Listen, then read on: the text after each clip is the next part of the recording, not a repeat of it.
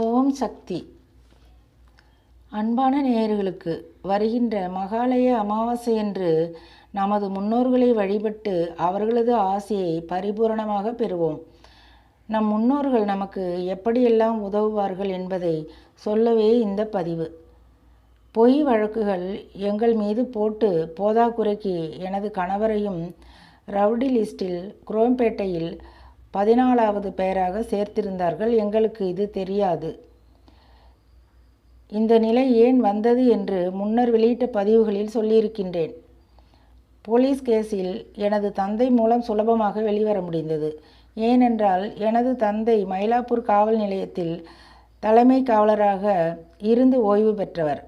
அவருக்கு யாரை பார்த்தால் என்ன நடக்கும் என்பது தெரியும். அதுவும் நியாயம் எங்கள் பக்கம் இருந்ததால் மீண்டு வர முடிந்தது. இதற்கிடையில் எனது தந்தை இறந்து விட்டார்கள். 1 வருடம் ஆகியிருக்கும்.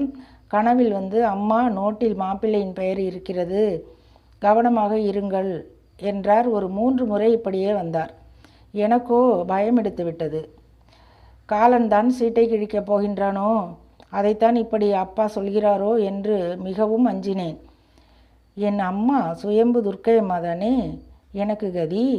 கனவு கண்டு 1 வாரத்தில் ரவுடி லிஸ்டில் பெயர் இருப்பதை ஒருவர் வீடு தேடி வந்து சொல்லிவிட்டு சென்றார்.